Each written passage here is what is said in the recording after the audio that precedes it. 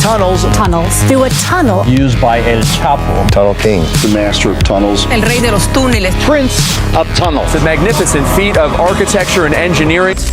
Mexico city से 55 miles waste में Mexico का सबसे मजबूत और मैक्सिमम सिक्योरिटी वाला प्रिजन मौजूद है, जिसे अल्टीप्लानो के नाम से जाना जाता है। चारों तरफ कंक्रीट की दीवार और नुकीले तारों की फेंस से घिरी ये जेल इतनी मजबूत है कि इसकी सिक्योरिटी के लिए जहां हर वक्त हजारों गार्ड के जरिए कैदियों पर 24 घंटे नजर रखी जाती है। इतना ही नहीं, सिक्योरिटी में कोई कमी रह ना जाए, इसलिए इस प्रिजन के आसपास के एरिया को नो फ्लाई जोन डिक्लेयर करने के साथ साथ वहां मोबाइल नेटवर्क को भी बंद किया हुआ था। इसकी अल्टीमेट सिक्योरिटी की वजह से साल 2014 में इस जेल में एक कैदी को लाया जाता है। ये कैदी देखने में तो यूं एक मामूली सा इंसान दिखता था, लेकिन इसका नाम इसकी असल सच्चाई को बयान करता था, अल चैपो। अल चैपो नाम से मशहूर ये इंसान दुनिया का सबसे बड़ा ड्रग स्मगलर और दुनिया के सबसे अमीर इंसानों में से एक था। वो इससे पहले भी 2001 में एक हाई सिक्योरिटी प्रिजन से भाग चुका था, जिसके बाद वो 13 सालों तक पुलिस के हाथ नहीं लग सका। ड्रग्स की दुनिया का ये गॉडफादर कहीं इस जेल से भी सबको चकमा देकर फरार न हो जाए, इसलिए इसे मेक्सिको की इस इम्पॉसिबल टू ब्रेक प्रिजन अल्टीप्लानो में और भी एक्स्ट्रा सिक्योरिटी के साथ रखा गया। मेक्सिको की सरकार अब ये सोचकर मुतमईन थी कि इसके मुल्क का सबसे बड़ा मुजरम इस मुल्क की सबसे मजबूत सलाखों के पीछे, जो अभी भी 24 घंटे सीसीटीवी की नजरों में है। लेकिन एक साल बाद मेक्सिको सरकार का और अल्टीप्लानो की अल्ट्रा मैक्स सिक्योरिटी का भरम धरा का धरा रह गया। मेक्सिको की सबसे मजबूत जेल तोड़ी जा चुकी थी, वहां से किसी के नाम भागने का रिकॉर्ड खाक में मिल चुका था। नाज़रीन, अब नजर डालते हैं अल चैपो पर। अल चैपो 1955 में मेक्सिको के सनालेवा स्टेट के लाटोना नाम के इलाके में पैदा हुआ था। इसका खानदान बेहद गरीब था। इसका बाप अफीम की खेती बाड़ी करता था। खेती से होने वाली ज्यादातर कमाई इसका बाप नशे और अय्याशी में लुटा देता। इस बुरी आदतों की वजह से इसका बाप घर चलाने में नाकाम था। 7 भाई बहनों में अल चैपो सबसे बड़ा था, इसलिए इसने तीसरी क्लास के बाद ही स्कूल की पढ़ाई छोड़कर छोटी सी उम्र में ही घर की जिम्मेदारियां उठाना शुरू कर दी। इसने घर चलाने के लिए कभी संतरे बेचे तो कभी कोई और छोटा मोटा काम किया। अल चैपो ने देखा कि इसके इलाके में जो ड्रग्स का काम करता था वो थोड़े ही अरसे में काफी अमीर बन जाता था, और इसके अमीर बनने की ख्वाहिश ने इसको जल्द ही क्राइम की दुनिया में धकेल दिया। इसने फैसला किया कि अगर अमीर इस टेढ़े रास्ते पर चलकर बना जा सकता है तो यही सही है। वो चंद सौ पैसों के लिए किसी को भी शूट कर देता। इसके इस जुनूनी रवैये को देखते हुए लेट 1970 में ड्रग माफिया हेक्टर अल्गवेरो ने इसे ग्वादालाहारा कार्टेल से जोड़ लिया, जो इस वक्त मेक्सिको का लीडिंग क्राइम ग्रुप था। यहाँ अल चैपो को सनालेवा और यूएस मेक्सिको बॉर्डर की तरफ ड्रग डिलीवरी पर कड़ी निगरानी रखने का काम दिया गया। वो अपने काम में इतना सख्त था कि शिपमेंट में जरा सी भी देरी होने पर वो ग्रुप के खास एम्प्लॉइज तक को गोली मार देता। अल चैपो ने इस ग्रुप में बहुत तेजी से अपना रुतबा कायम कर लिया। इसके चलते ड्रग्स की डिलीवरी तेज होने लगी। ग्रुप का बिजनेस और भी तेजी से ग्रो करने लगा। अल चैपो की काबिलियत से खुश होकर 1980 में इसे ग्वादालाहारा कार्टेल के गॉडफादर मैगल एंजल फ्लेक्स ग्लेटो से मिलवाया गया। ग्लेटो ने इसे डायरेक्टली अपने साथ काम पर रखते हुए सभी लॉजिस्टिक को हैंडल करने का इंचार्ज बना दिया। लेकिन 1989 में इस ड्रग माफिया ग्रुप को एक बहुत बड़ा झटका लगता है। इस साल कार्टेल के हेड फ्लेक्स ग्लेटो को ड्रग्स इन्फोर्समेंट एडमिनिस्ट्रेशन DEA के एक एजेंट के मर्डर केस में अरेस्ट कर लिया गया, जिसके बाद इसका कार्टेल बिखर कर कई हिस्सों में डिवाइड होने लगा। अल चैपो काफी ज़हीन और शातिर आदमी था, इसलिए इसने इन लोगों और तस्करों के साथ मिलकर अपना खुद का सनालेवा कार्टेल बना लिया। वो तब तक डायरेक्ट ट्रैफिकिंग से जुड़ी बारीकियों को जान चुका था, इसलिए इसे अपना कारोबार जमाने में ज्यादा परेशानी नहीं आई। अब अमेरिका में 2 रास्तों से ड्रग्स पहुंचाई जाती थी। ज्यादातर ड्रग्स कैरिबियन की तरफ से आती थी और दूसरा रास्ता मैक्सिकन बॉर्डर का था, इसलिए अमेरिकन एजेंसीज ने अपना सारा फोकस कैरिबियन की तरफ रखा हुआ था और बहुत से ड्रग्स डीलर्स पकड़े जा चुके थे। अल चैपो ने इसका फायदा उठाया और डिफरेंट चैनल्स को इस्तेमाल करते हुए यूएस में ड्रग्स पहुंचाने लगा। इसमें बहुत सारी ड्रग्स थी जिसमें मेथाफेटामिन, कोकेन और मैरिजुआना इसको बहुत ज़्यादा प्रॉफिट देती थी। वो शुरू में ऐसी ड्रग्स जिनकी ज़्यादा स्मेल नहीं होती थी इसको फायर एक्सटिंग्विशर, चिली पेपर के केन्स या फिर कार की रिंग्स में छुपा कर करता था, जिसको ड्रग्स सूंघने वाले कुत्ते भी डिटेक्ट नहीं कर पाते थे।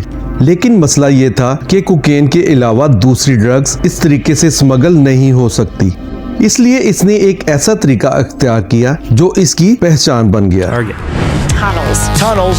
Through a tunnel. Used by El Chapo. Tunnel King. The master of tunnels. El rey de los túneles. Prince of tunnels. It's a magnificent feat of architecture and engineering. Being और वो तरीका था tunnel यानी सुरंगें।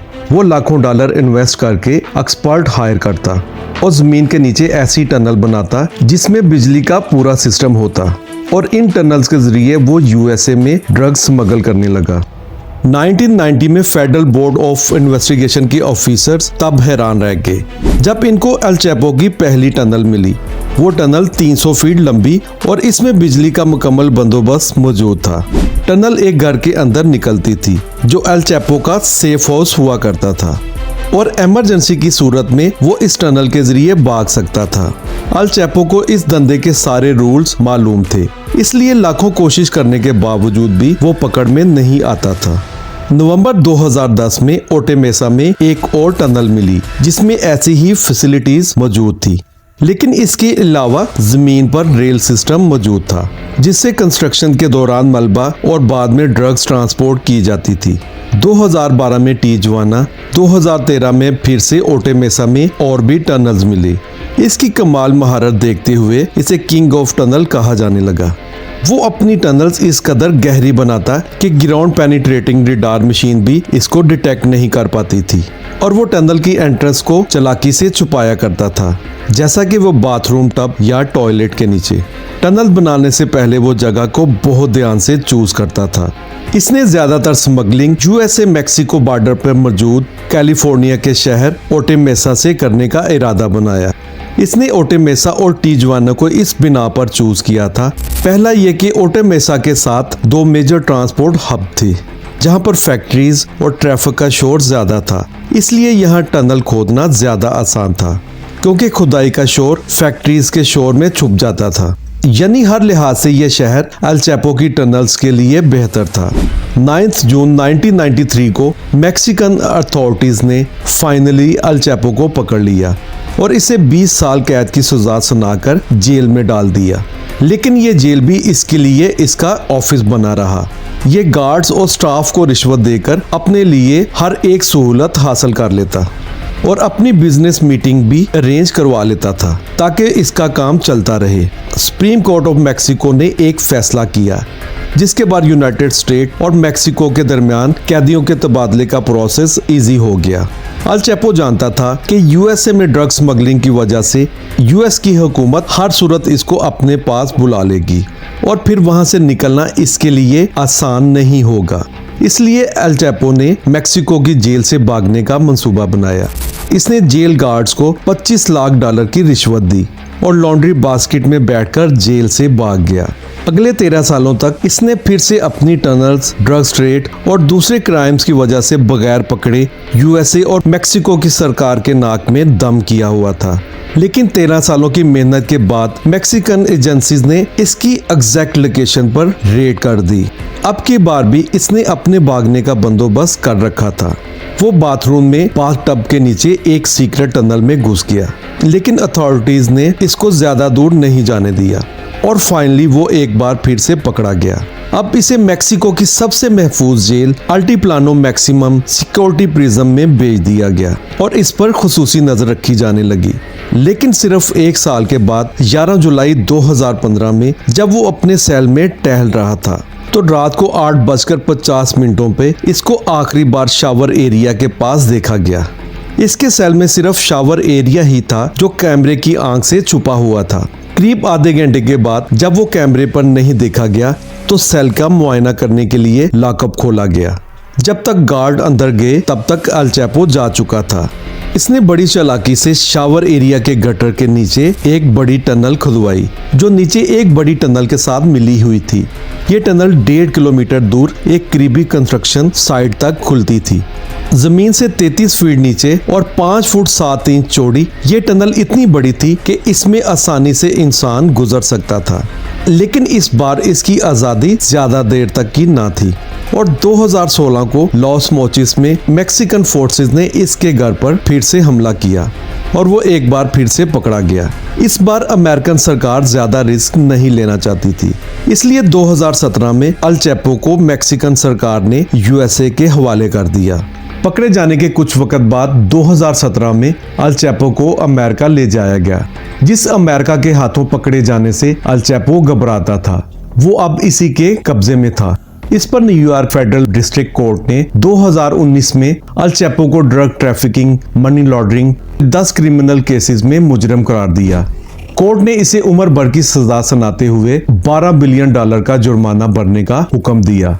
तब से दुनिया का सबसे बड़ा ड्रग माफिया और टनल किंग अल चैपो यूएसए की सुपर मैक्स प्रिजन में जिंदगी भर की सजा काट रहा है। हालांकि यूएस अथॉरिटीज को आए दिन कोई ना कोई ऐसी रिपोर्ट मिलती रहती है जिसमें अल चैपो के फिर से भागने का शक जताया जाता है। इस तरह अमेरिकन अथॉरिटी को भी हरदम एक डर सा लगा रहता है कि अल चैपो इस बार भी इस जेल से भाग न जाए।